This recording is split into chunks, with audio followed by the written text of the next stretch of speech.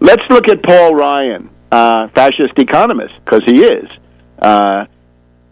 What is his ideological matrix? What is the structure, the institutional historical structure that underlies this Republican ticket of Romney and Ryan? Well, Romney, of course, we know, a bishop of the Mormon Church, right, a Freemasonic religious formation. You look at Paul Ryan, the betting here is that he's also a Freemason. But the one thing we know for sure is this is a Republican politician from the state of Wisconsin.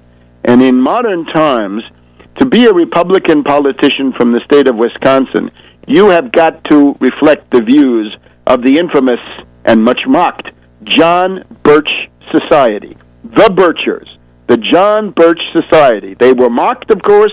They deserve to be mocked. They are an obscenity. They are a parody of themselves. That would be Bob Dylan's song about the paranoid John Birch Society, the Chad Mitchell Trio, Dr. Strangelove, right? The guy who's obsessed with his precious bodily fluids is supposed to be a General Jack Ripper. Of course, he's a figure for the Birchers.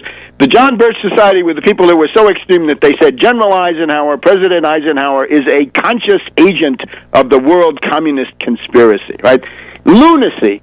But what was considered an obscene joke in the 50s, 60s, and into the 70s is now knocking on the door of power in the person of Paul Ryan. Now, what does that have to do with Mormondom?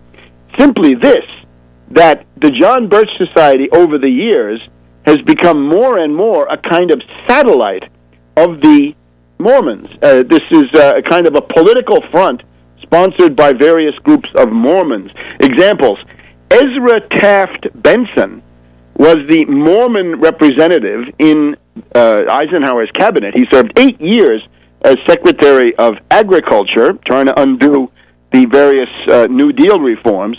Ezra Taft Benson then became the top honcho, the first president of the Mormon Church.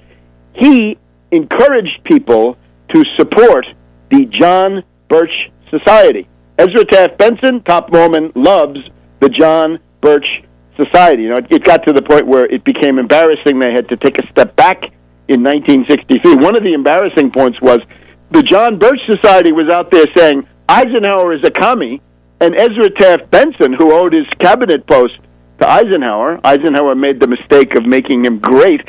So he's basically supporting a group that slanders the president, his own boss. Kind of duplicity that we'll find frequently in these analyses. So that's one side of it. In the middle of the Aughties, right around 05, 06, you had a Mormon president of the John Birch Society, and you find things on the internet about how that guy purged non-Mormons and packed the structure, the bureaucracy of the John Birch Society with Mormons. Their headquarters, by the way, is in Appleton, Wisconsin, reactionary capital of at least part of the world. But here's the big thing. Cleon Skousen, Mormon, big Mormon, and at the same time, the top ideologue of the John Birch Society. Even though he claimed that he was not a member, at least most of the time, Cleon Skousen is the personal union of Mormondom. In many ways, he's the most famous Mormon writer, or he's one of the most famous Mormon writers, at least of those years, now departed. Cleon Skousen is the top ideologue of the John Birch Society, and these are books like The Naked Capitalist.